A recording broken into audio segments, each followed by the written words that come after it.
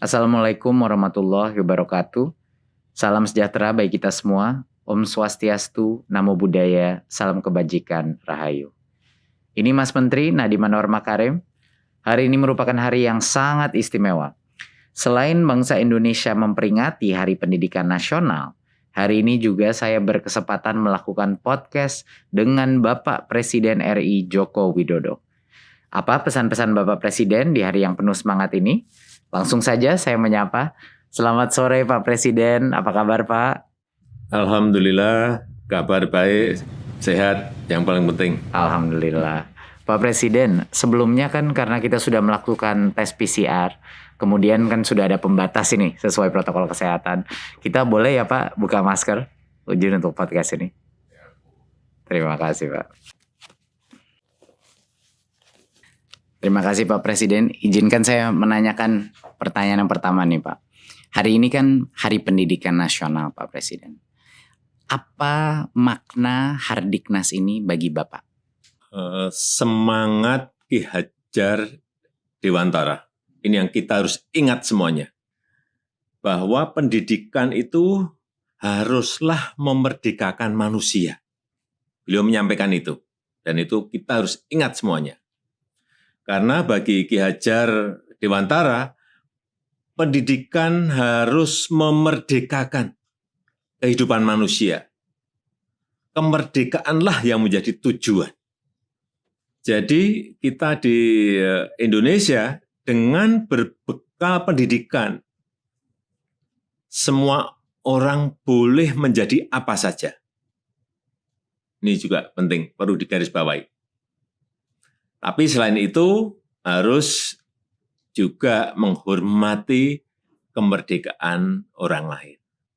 Untuk itu saya mau mengingatkan berhubung hari ini adalah hari pendidikan nasional, agar sistem pendidikan Indonesia sekali lagi haruslah memerdekakan manusianya dan membangun jiwa dan raga bangsa.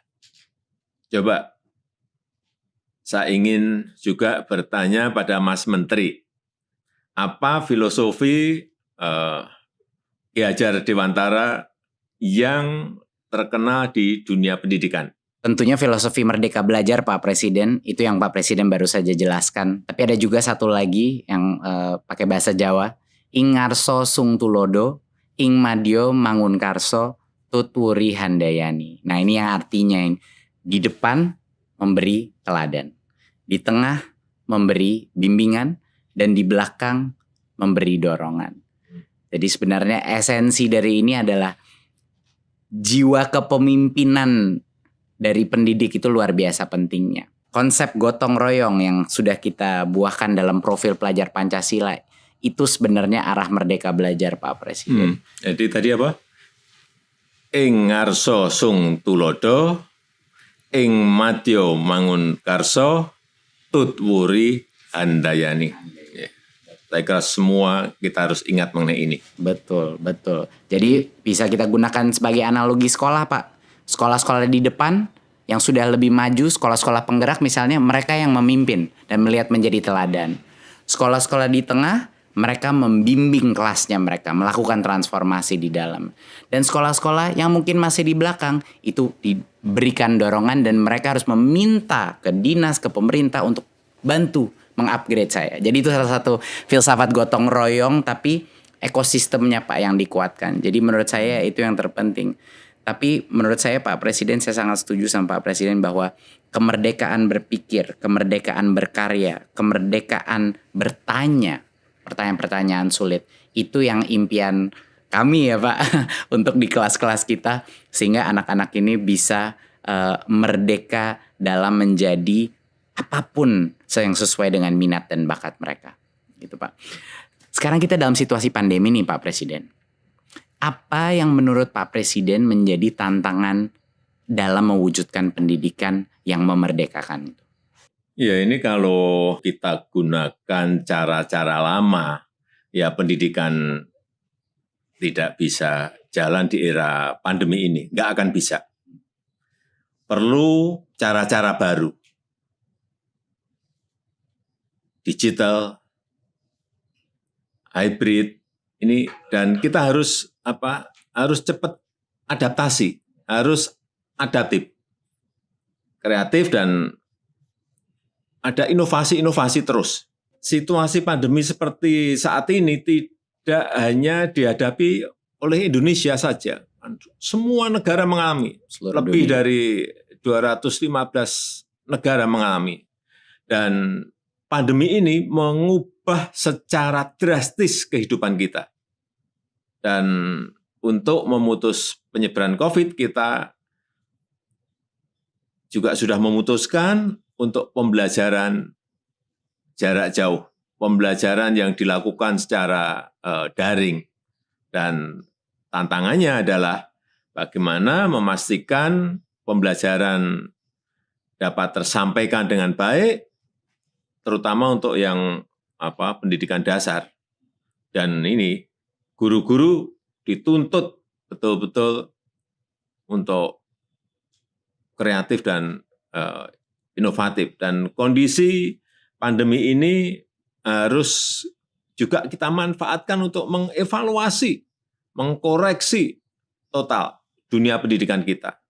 Pandemi juga jangan menjadi penghalang untuk mencapai kemajuan, dan saya sangat berharap cita-cita untuk mencapai SDM unggul itu tidak berhenti, agar pendidikan yang berkualitas bagi seluruh rakyat Indonesia ini benar-benar dirasakan oleh rakyat kita, dari Sabang sampai Merauke, dari Miangas sampai Pulau Rote, semuanya merasakan.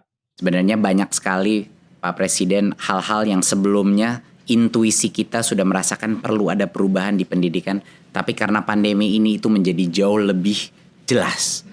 Kesenjangan digital, akses internet yang tidak merata, ya kan, akses guru berkualitas yang tidak merata, penganggaran kita yang mungkin tidak memprioritaskan daerah-daerah 3T, Pak, itu semuanya ketahuan semuanya.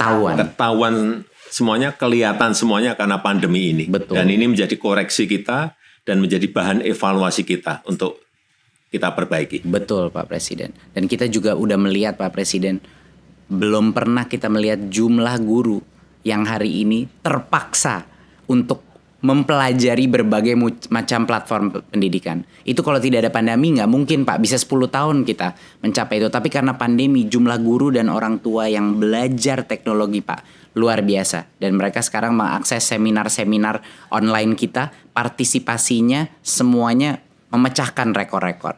Jadi luar biasa semangat guru di masa pandemi ini. Dan sekarang kita sudah masuk dalam tahap vaksinasi. Nah, Pak Presiden telah memperjuangkan untuk guru dan tenaga pendidikan itu menjadi salah satu prioritas untuk vaksinasi, Pak.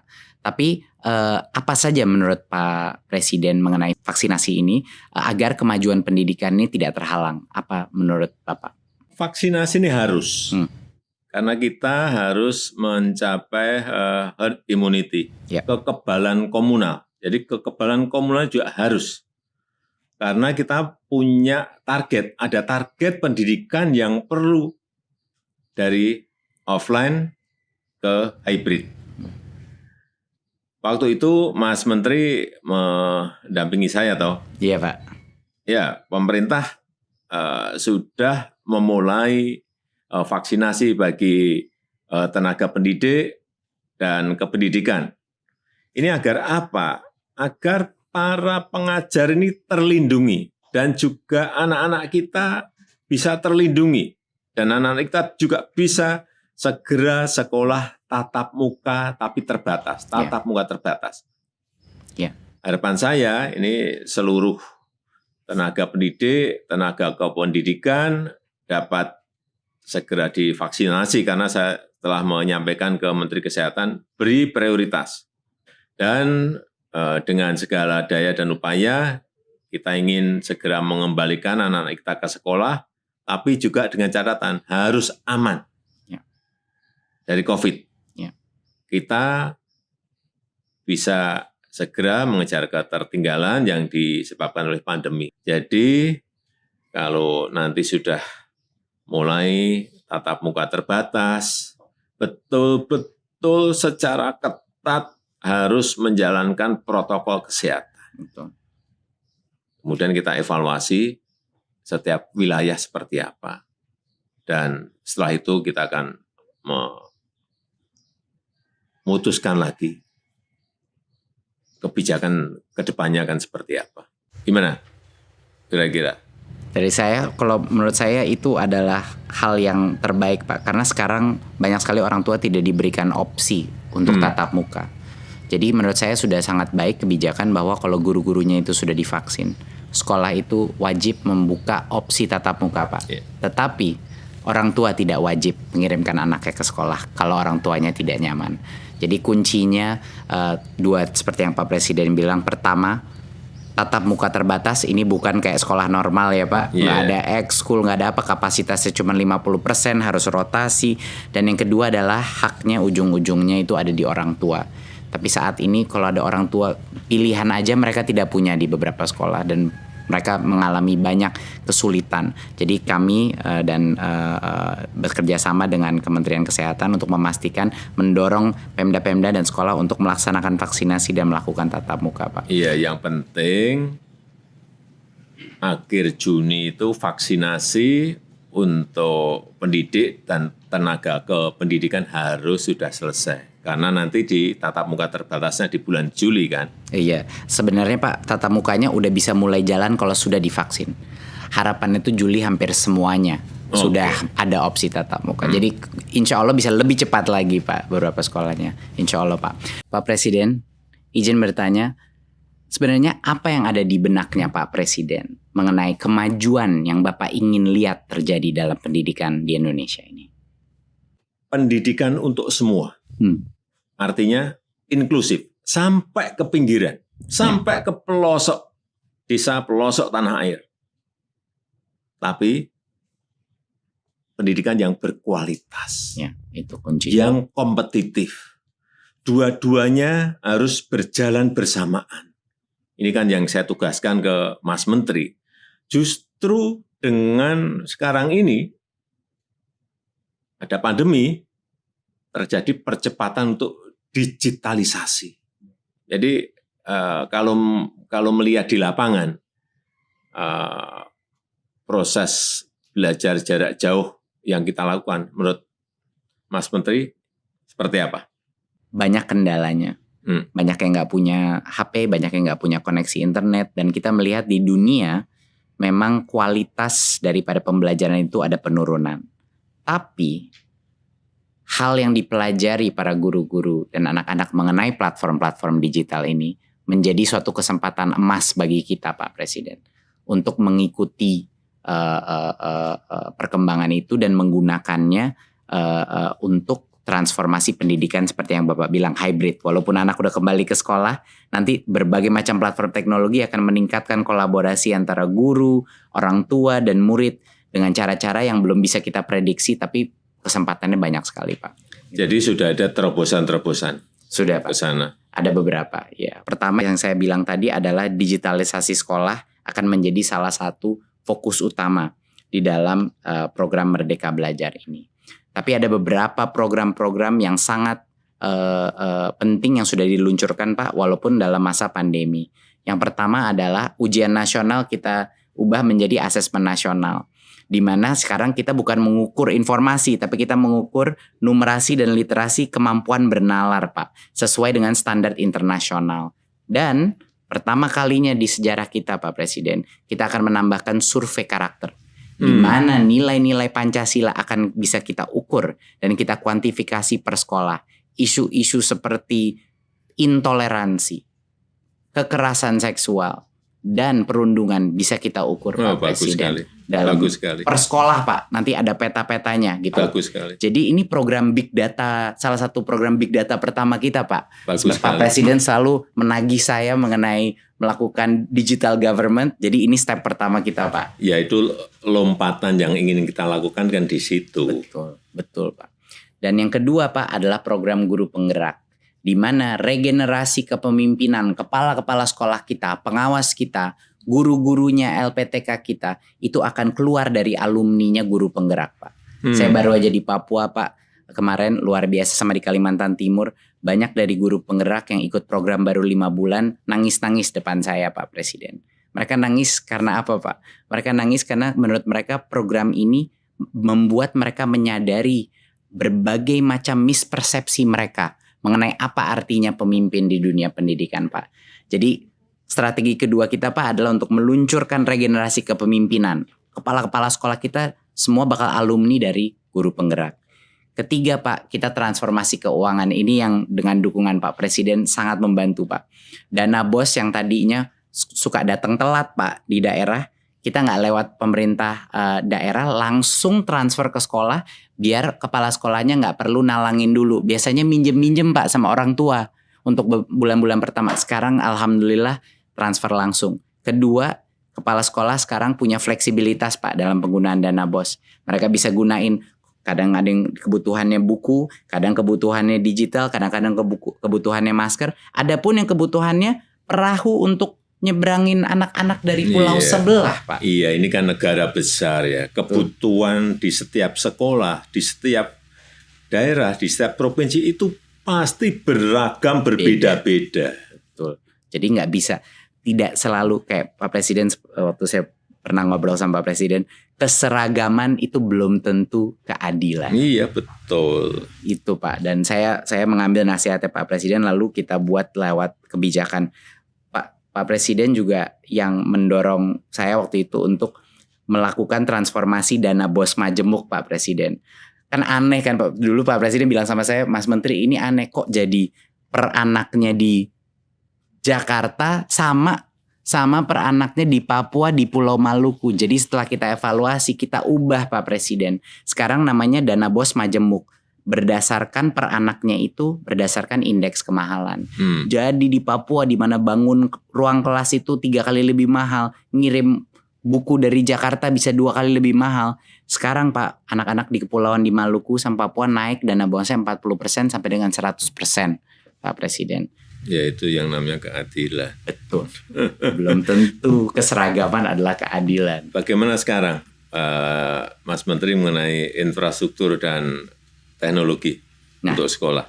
Digitalisasi sekolah Pak. Tentunya bekerja sama berkoordinasi dengan Menkominfo Pak untuk memastikan bahwa sekolah menjadi prioritas untuk koneksi internet Pak. Dari Kemendikbud kami sedang mempersiapkan program distribusi laptop terbesar Pak yang pernah terjadi. Sehingga anak-anak kita dan guru-guru kita akan bisa mengakses ya, dan tentunya dengan proyektor dan juga dengan wifi router. Kapan itu? Harapannya dalam 1-2 tahun ke depan banyak sekali sekolah kita, puluhan ribu sekolah kita akan menerima paket-paket laptop Pak. Dan juga Pak, beberapa inovasi yang kita lakukan tentunya di Kampus Merdeka dan KIP Kuliah Pak. Di Kampus Merdeka adalah program yang luar biasa didukung Pak Presiden, adalah untuk membuka opsi bagi perusahaan, bagi NGO untuk membuat kursus-kursus 1 semester yang akan mendapatkan full SKS bagi anak-anak mahasiswa kita. Jadi sekarang belajar bisa di mana-mana. Iya, sekarang artinya belajar itu bisa dengan siapa saja. Belajar juga bisa di mana saja. Dengan siapapun, bisa dengan perbankan, bisa dengan industri, bisa dengan UKM, semuanya bisa. Benar, setuju sekali Pak. Tapi masalahnya dulu Pak Presiden, jangka waktunya kependekan. Kalau mau magang itu cuma 1-2 bulan Pak. Dan anak-anak kuliahnya masih harus ngambil mata kuliah di universitasnya. Sekarang sudah berubah Pak. Dia akan mendapatkan full 20 SKS di dalam perusahaan tersebut. Jadi dia tidak harus mengorbankan SKS dia dan kapan dia lulus. Dan juga disubsidi oleh pemerintah biaya gajinya itu mahasiswa, biaya uang transportnya itu disubsidi Pak oleh pemerintah. Jadi ini kesempatan yang sangat besar bagi perusahaan juga untuk menambahkan talentanya. Itu Pak kira-kira. Ya, inilah perubahan, inilah transformasi yang kita inginkan. Betul Pak, betul Pak. Dan banyak sekali perusahaan yang semangat Pak. Waktu saya bilang sama perusahaannya, Pak Presiden yang minta ini partisipasi semua sektor strategis. Mereka luar biasa semangat ya Pak. Karena ini benar-benar memecahkan masalah mereka juga. Yang kedua Pak adalah KIP Kuliah. Yang kemarin KIP Kuliah baru saja kita melakukan perubahan. Bahwa sebelumnya KIP Kuliah itu cuma 2,4 juta Pak per anak. Masalahnya adalah di prodi-prodi yang sangat baik kualitasnya, ada banyak yang UKT-nya di atas 2,4 juta, Pak. Jadi banyak sekolah-sekolah kita diskriminasi terhadap anak-anak penerima KIP kuliah karena rugi universitasnya. Nah, barulah kita ubah kebijakannya sehingga kalau prodi A itu bisa sampai dengan 12 juta, Pak. Untuk prodi B bisa dengan 4 juta.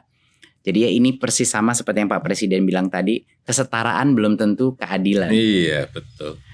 Sehingga sekarang anak-anak dari Papua atau dari Maluku yang mau masuk ke dalam program yang mahal, misalnya Fakultas Kesehatan, dia bisa tanpa diskriminasi dari universitasnya Pak Presiden. Itu kira-kira Pak, beberapa hal yang memang sudah mendapat dukungan dari Pak Presiden. Bagus. Saya boleh tanya Pak Presiden ke Bapak, tipe pelajar apa sih Pak Presiden ketika masih sekolah dan waktu kuliah dulu Pak? Kalau saya orangnya memang waktu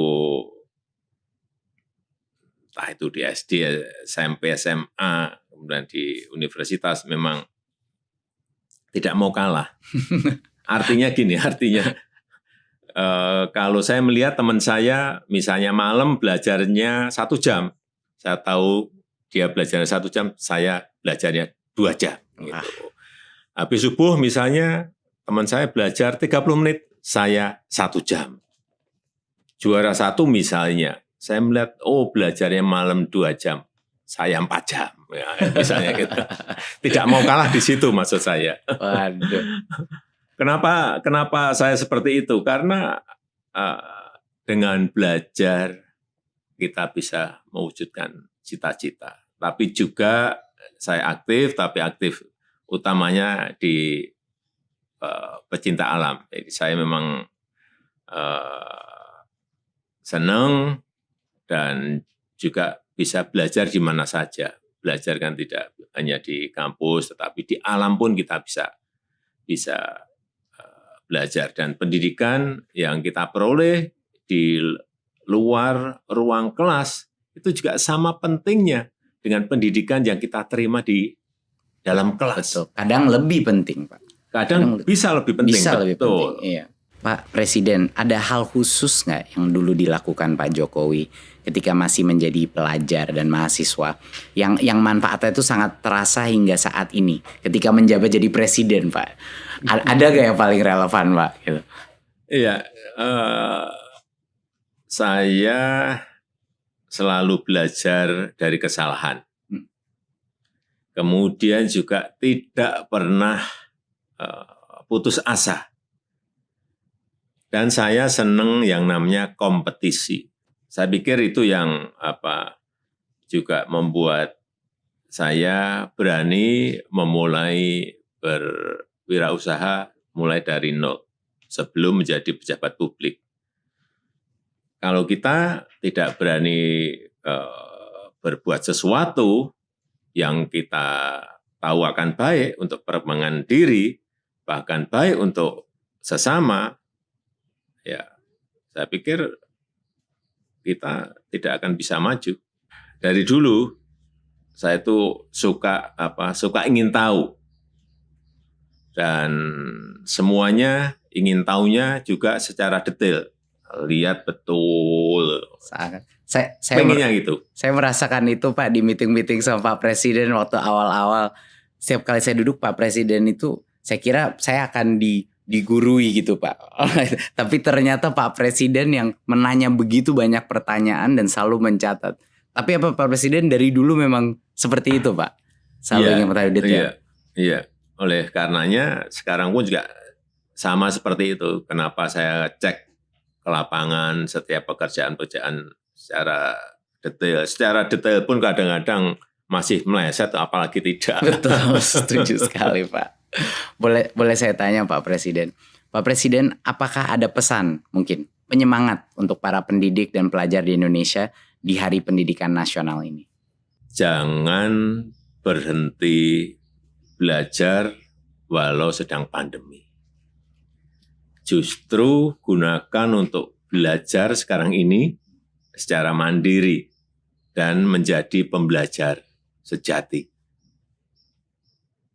Ilmu dari sekolah atau dari kampus itu bisa menjadi suatu saat itu usang, menjadi jadul. Tapi kalau selalu belajar